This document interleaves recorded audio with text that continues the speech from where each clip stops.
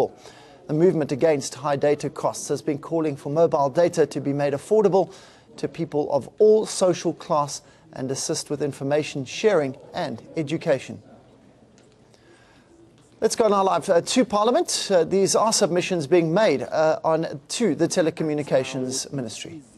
For those that they are rich, but for the poor, it will be sounding difficult because the importance for having data and airtime for me, communication first. Also safety, because I can communicate easily with those that they are SAPS if I'm getting marked or having a challenge about safety, even on healthy-wise. So by having data, I'm able to get that kind of service immediately. Also getting information out there and sharing information and learning more about what is happening in the world. And it's like practicing of freedom of expression. But I found it difficult because I always use 20 rand airtime, and it makes it difficult even to finish the day because I need data to reach games like Facebook, Twitter, WhatsApp. Without data, I can't, or internet, and other mediums of communication like Google, YouTube, and many more. So I found it difficult, especially uploading and downloading and also applying online for the opportunities that are supposed to be there for one like me, because I'm unemployed and I'm living in the community where things are not the same as the suburbs. Also, there are promotions and competition that chow time and energy for one, because you get those at the midnight, you get the competition at night and you look like a stalker when you phone a business person at 1 o'clock early in the morning, Monday. I mean, even if you are texting a message to that person at that time, your response, it's obvious it will happen next day. And to close off, I believe, because there was other speakers that spoke, that we are going to digital world. Yes, I say that is true. But old school will never go away, because there are others that even still believe in old methods that are part and parcel of communication. So by those words, I would like to hand over to my fellow comrade Norma, by saying thanks. Okay, thank you. Just once more to speak more on my personal lived experience in using data and airtime, especially living in a community where you don't really have free access to Wi-Fi. Well, it is highly important for me as a mother, first of all, to be able to connect if I'm at work or I'm away from home, to connect with whoever is taking care of my child in order for me to be sure that the child is safe at home. So I think having affordable access to internet as well as airtime would better those chances. And also, I often visit the Eastern Cape. I recently visited the area in Idutwa, and for me, the conditions there were even worse, especially with husbands that are working outside who moved from rural areas to urban areas for better chances in life, and the mothers that are left behind, the elders that are left behind who needs to connect with their families, and they really go up to a point where they use their grant, their pension, what was supposed to be sustainable for them in order for them to access basic needs such as bread or a daily, plate of meal. And they use that grants and pension to be able to access, communications, and it's very expensive. And for me, I found it very difficult to a point that you found out sometimes you're looking for a certain network airtime for instance, South Sea, and you will not get it in the area because it is not really in demand. They usually buy what is in demand. And you found out that they can maybe buy this airtime once a week. So if you miss your chance of buying airtime from someone who had to go far to get the airtime, the retailer, so for you, you might have also lost your chance of accessing airtime. So for me, it's very important that we have accessible and very affordable, access to airtime and data in order for us to make sure that we have the same quality of someone who lives in an urban area and has access to Wi-Fi. And as a parent, I really find it helpful when my child comes home with a certain assignment that she has to do for school. And at school, the child is expected to give the same quality of research as the child who lives in an area with free Wi-Fi access. And with access to internet, be it by using data, my child can also access that information and be able to produce the same quality and the same level of a child who lives, for instance, in Sea Point. So I really feel that we really need to see this data must fall happening because the cost currently is very high and people have to use their even grants to access. So I would really appreciate to have a free communication. Thank you. So the context described by Noma in rural areas of the Eastern Cape is very similar to the one I've been experiencing in the more than 2 years that I've been living there. Not only understanding the cost to communicate in the region, but creating solutions to reducing it. Building upon local instances of self-provision for improving their living conditions, like collecting water from the rain in JoJo tanks, or the energy from the sun with solar panels. I've been facilitating, with the support of the University of the Western Cape, that people in Mankosi, a rural community, make use of another natural resource widely available in rural areas, a spectrum, to provide themselves with communication services. So far, a telecommunications cooperative called Senseleni Networks, that as some of you may know means do it by yourselves in Isitkosa, has been registered with the DTI and granted all the licenses by ICASA to provide communication services. With my training, local people have set up and are operating their own solar-powered telecommunication infrastructure using Wi-Fi and are providing themselves with cheaper communication services and charging phone facilities. As we speak, there is work in progress to connect the network to the fiber in Umtata and to provide internet and basic ICT training to both teachers and students in the local school and high school. The model created for Mankosi has been done in a way that could be easily replicated by any other community interested in doing the same. But the reduction on the cost to communicate is not the only benefit that this model brings. It is about keeping the expenditure on communications in the community to foster local economic development. It is about employment creation. It is about Black empowerment. It is about increased digital entrepreneurial skills.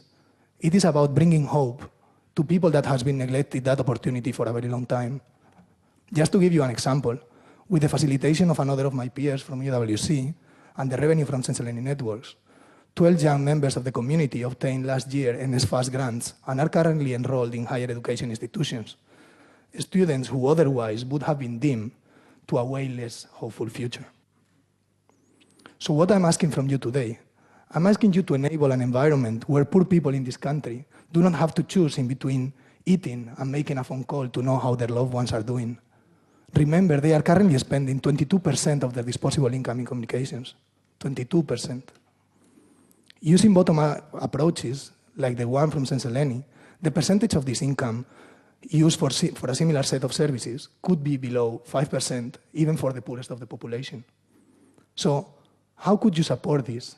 Well, most people in rural areas do not use Wi-Fi-enabled devices, like mine. They use GSM devices, like most people in these areas do. And they will continue to do so for quite some time. The reasons are varied: the cost of the device, the lack of digital skills, the considerably less battery life that these devices have. Remember that they have to pay to keep their mobile phone charged. However, rural communities in South Africa have no option to self-provide themselves communication services in low-end phones. These phones make use of a spectrum that is owned nationally by a small number of providers, most of whom are not making use of it in rural areas because it's not economically viable for them to do so. Rural communities in other parts of the world, like in Mexico, has been granted this opportunity by the government, who has allocated a small part of this spectrum to provide social purpose communication services. In South Africa, this was done in the past via the Universal Service Access licenses in 2005, but the results were not very positive. Many things have changed since then. Now, most of the population are using communication services in the mobile phones, unlike in 2005. Second, the cost of the technology has come considerably down. You can set up your own GSM private network for around 100,000 rands. Third, following the licensing scheme granted to Senseleni Network, there is no need to create a new type of license. It would suffice to allocate a small part of the spectrum for social purpose operators, as small as 4 megahertz, in a primary or a secondary basis. I understand this can take long to realize, and it will probably require consultations with existing spectrum owners, experimental licenses to prove non-interference with primary users, etc. But it's a path worthwhile taking to address the affordability gap described so well yesterday. As said, with the current pricing from voice over IP providers and internet service providers, voice and data could be provided for less than 5% of the disposable income of the poorest people in South Africa. A very similar proposal in terms of dynamic or least access to a spectrum was presented yesterday by CSIR. In the short term, promoting wholesale reselling agreements between mobile network operators and social purpose operators, what we know as mobile virtual network operators, would allow an almost immediate reduction of the cost to communicate. So far, this has been a market decision that even the only operator open to the idea, Cell C, has decided to ignore for rural areas. A similar proposal requesting the promotion of service-based competition in mobile phone services was presented yesterday by ISPA. In addition to this, and regardless the technology, it has been proven elsewhere that access to seed funding to small operators and telecommunications cooperatives have a major impact towards universal affordable access. In South Africa, existing mechanisms such as the Universal Access and Service Funds or the Cooperative Incentive Scheme should be partially repurposed in this direction. These are not only part of the recommendation of the Right to Know campaign. As mentioned, they are recommendations coming from other research and industry bodies. Additionally, they have been endorsed by the majority of the civil society organizations engaged in cost to communicate issues, and therefore, we hope they are considered by this portfolio committee. This would enable the DTPS to give direction to ICASA to play a stronger role to create a level playing field that will make the right to know a reality in this country. Thank you very much. Thank you very much to the team for the presentation and engagement on the matter, and as well sharing personal stories of experiences of some of the colleagues. I'm going to request comments. I noted Honorable Mackenzie, Honorable Mokwena, Honorable Tsotetsi, Honorable Shin, Honorable Ndongeni,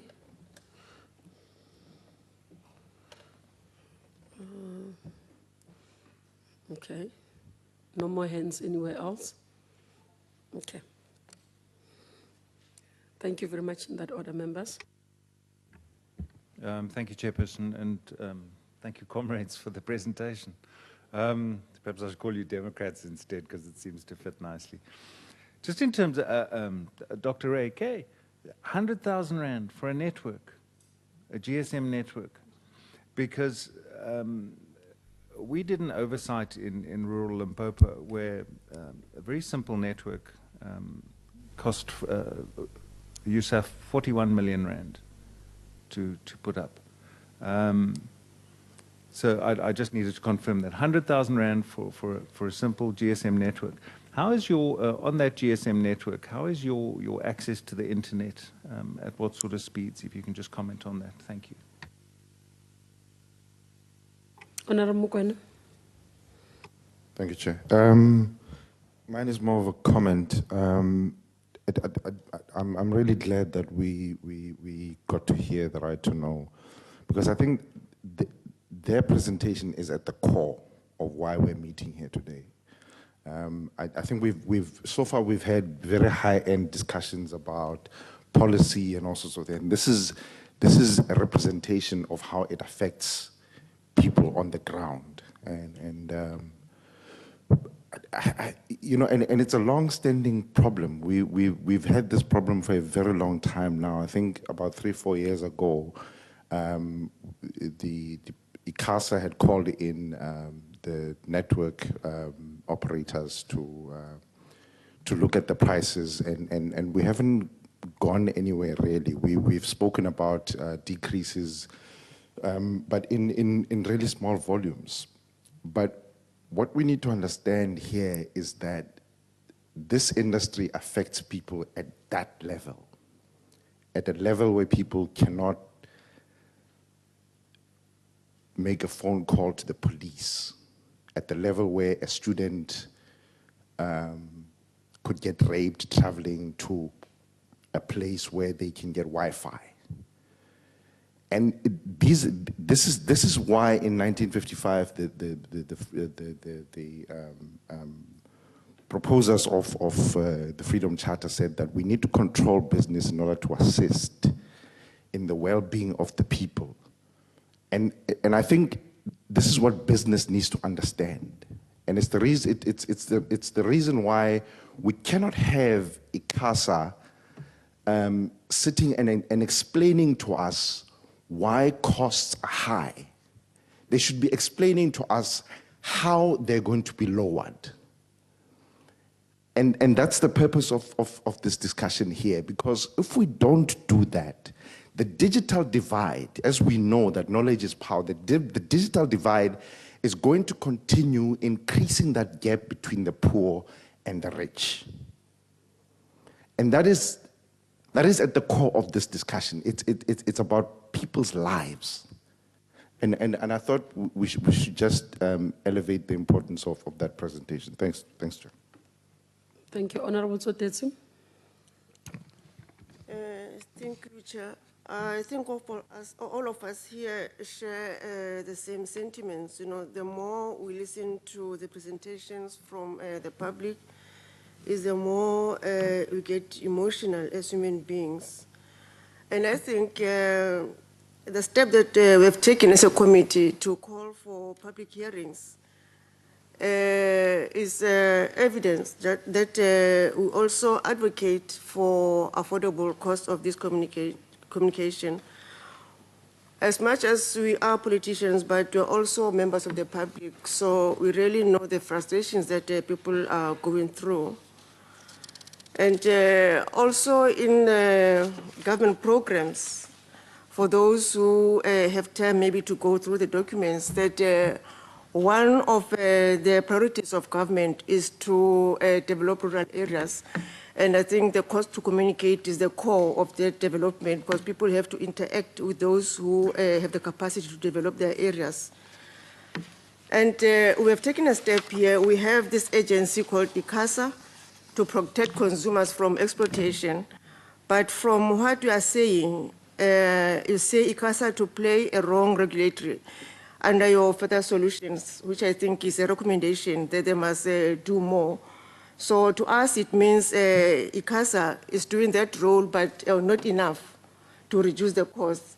And I wanted to say what do you think we should do more, but it's also somehow an insensitive question. I mean, experiencing what you are telling us, and not only listening to you, but we live with people who are going through the same, situations that you have alluded to. And we say you are taking into consideration the proposals here or solutions or recommendations that you are requesting us to address them. And we say, as you have the right to know, and over and above, we have the right to know how mobile operators determine their prices. I think we have the right to know that. And moving forward, I think together we'll really establish how do they determine their prices and come to a solution. Thank you. I've noted your hand, Dr. Johnson. I'll come to Honorable Shin now.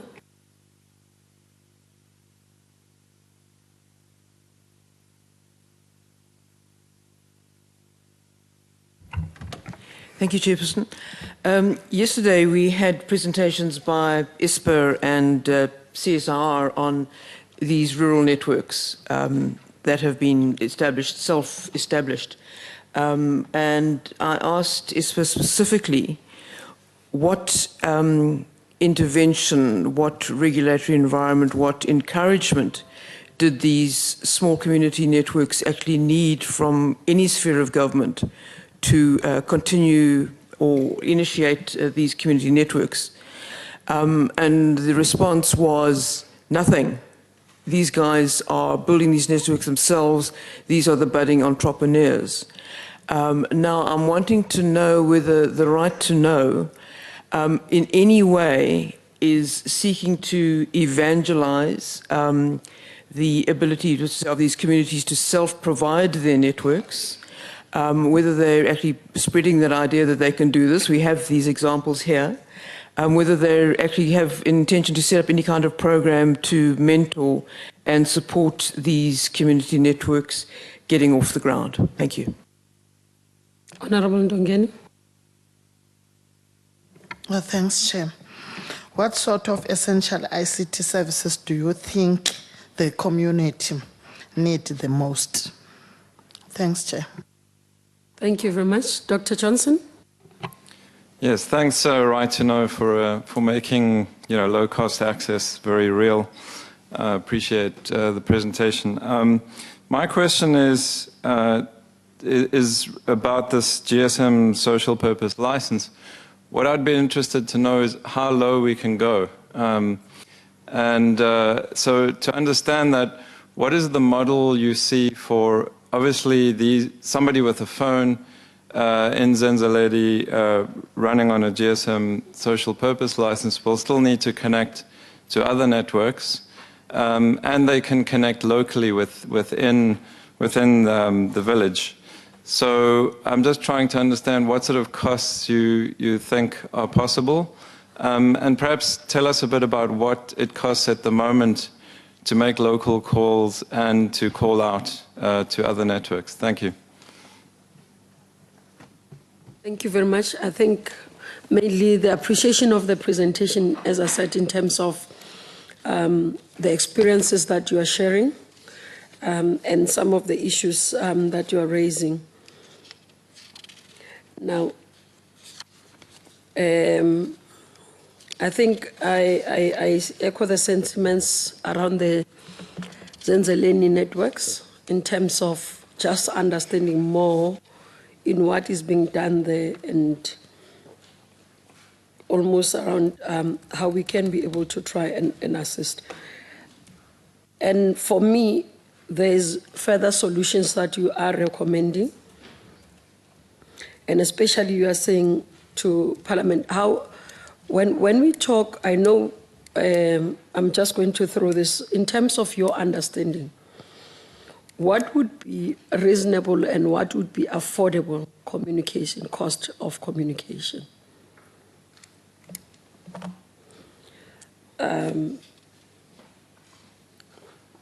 So that you assist us as we put together this hearing. We are here to listen to all of you with a solution, with possible solutions or possible recommendations that you are saying. And then you have highlighted amongst a study that finds poor South Africans spend 22% of their total income on communication. Maybe if you can share, I always love to have the sources so that we can verify this information, or if we want to go back, we can go and look at the data and analyze it and utilize it, because it will be difficult for us to utilize information that we have not verified in our reports. So I just want to be clear